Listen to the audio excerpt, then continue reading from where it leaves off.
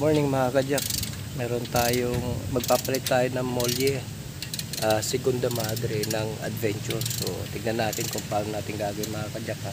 Tsaka check na rin natin yung kanyang mga shock absorber, kasi bagsak na to itong likod ng Adventure na ito.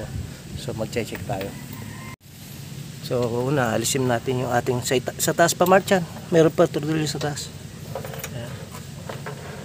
Alisin natin itong tinatawag na shock. Lagi kang magdadala siya ng lalagyan ng tornilyo mo, stainless na baso, para hindi kakalat lagi, para hindi maghanapan. Kuha ka doon. So ito mga kadyak ko. Kung ilagay itong diesel para gasat yung tornilyo. So alisin natin mga shock. Patanggal na natin yung isang shock absorber.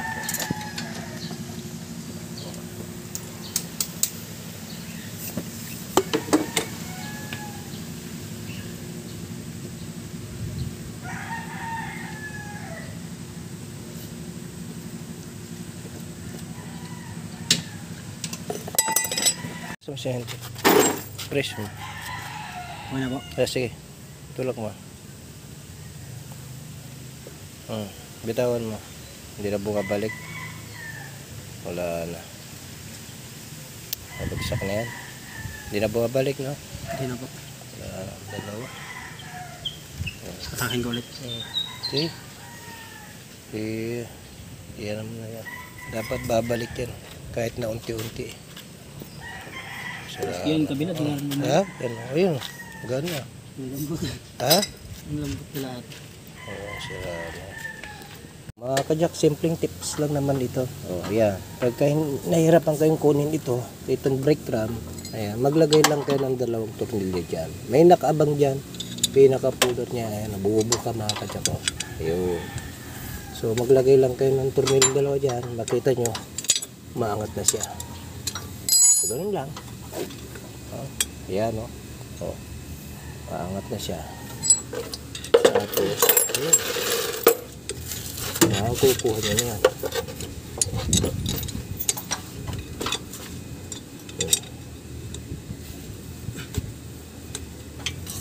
Ayun.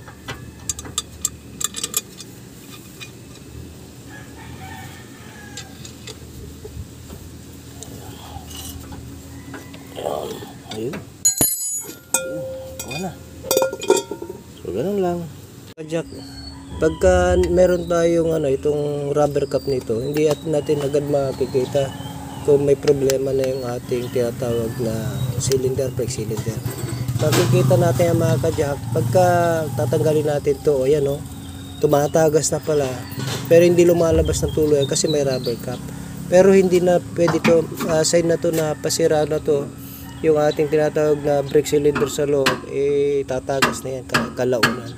So pagka ganyan, luluwagan nyo itong rubber cap nya para makita nyo kung may tagas na talaga. Ito may tagas na mga kadyak. Ito may kalawang na rin, may tagas na rin. So palit na tayo nito para hindi tayo masiraan.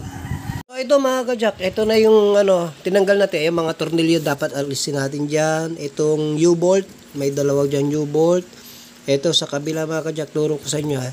Ito yung nakakapit na U-bolt. So merong 4 na tornilyo yan sa ilalim nya. Tanggalin nyo yan mga kadyak.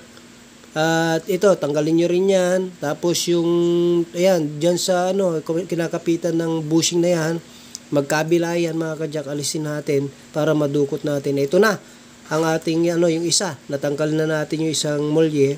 So, ito, ang tawag dito mga kadyak, magmula doon sa taas, yan, ay madre. Sunod, segunda, at saka tersera. Ayan.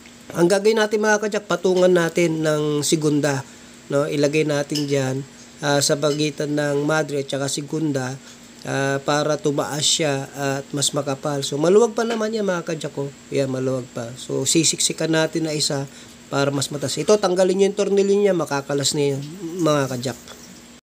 So ito mga kadyak, naalis na natin. Hilain nyo lang itong tinatawag na segunda. Itong segunda. Okay? Tapos, patungan nyo ng isa para pang patong mga kadyak, pandagdag, para kumapal. So, ganun lang, isiksik nyo lang dyan mga kajak. No? Maluwag pa naman yan, no? Kasyang-kasya pa yan dyan. So, anyway, makikita natin na yung tindig at yung ating sasakyan, ating adventure na ginagawa mga kajak. Ayan.